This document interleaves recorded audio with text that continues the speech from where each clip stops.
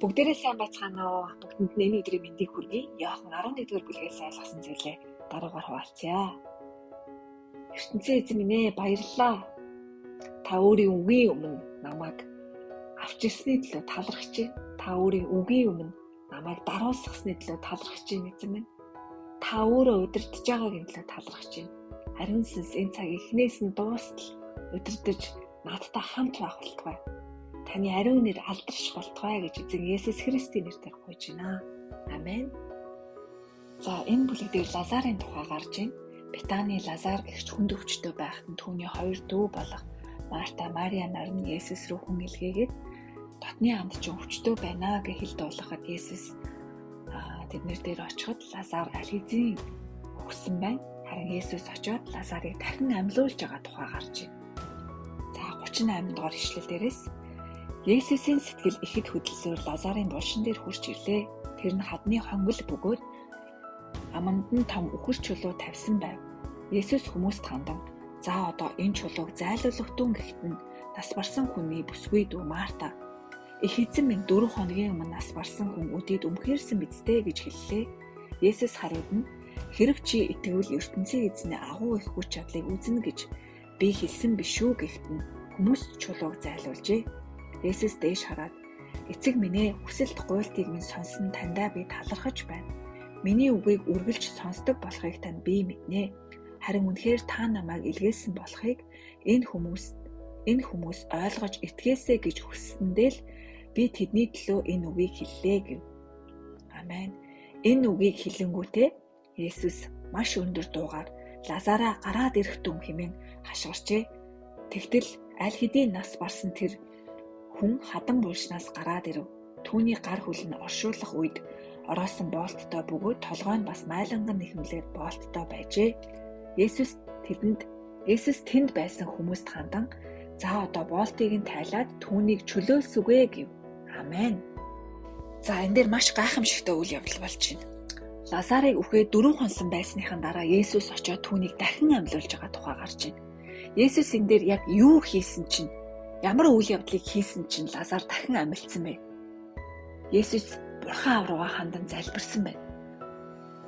"ертөнцийн эзэн минь, Бурхан аав минь, энэ тойрон зогсож байгаа олон хүмүүс та өөрийгөө таньж мэдүүлэхийн тулд энэ гайхамшигыг хийгээч" гэж залбирсан байна. Есүсийг ингээд залбирж байхад нь хүртэл ингээд олон хүмүүс ингээд хараад, олон нүднүүд ингээд хараад байж байгаа. Энэ хүмүүс ч гэсэн та өөрийгөө байгаа гэдгийг таньж мэдүүлээч.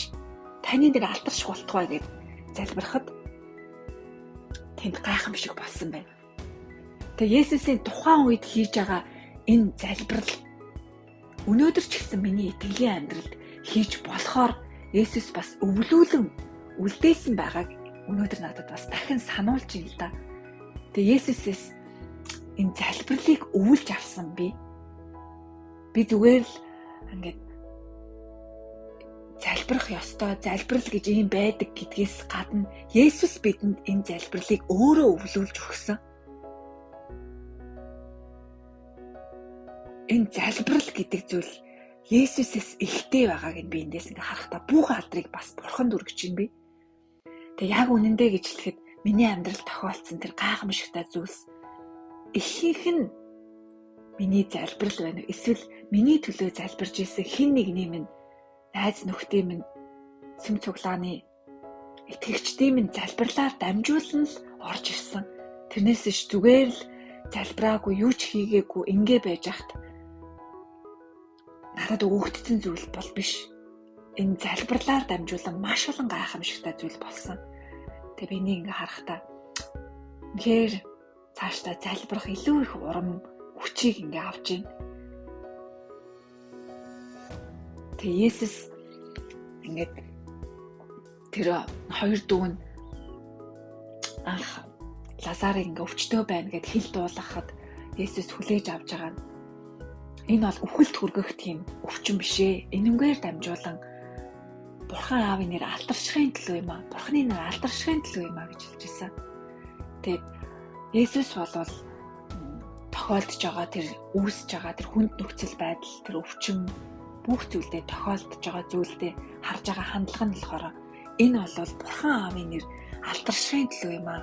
энэ зүйл ингээ өөрчлөгднө, сайжирнаа, эдгэрнэ гэж харж байхад яг л тийм тэгж л харж цаашдаа залбирч яг тэгснийхаа дараа л ингэж үргэлжлүүлэн залбирч байгаа.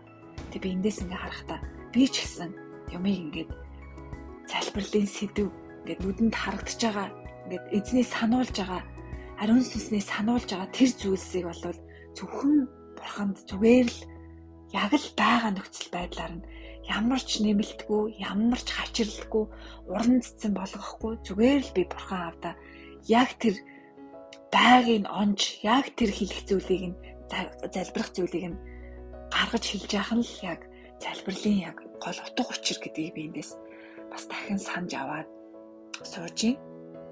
Тэгээ та нарыгаа бас урамшуулахад биднэрт бас ямар гоё өвийг Есүс Христээр дамжуулан бидэнд бас үлдээсэн юм бэ.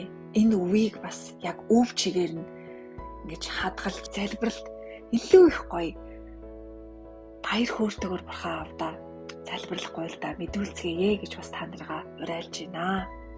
За анхаарал тавьж сонссонд баярлалаа. Дараагийнхаа үгийн хөвөлөөр уулзцаая.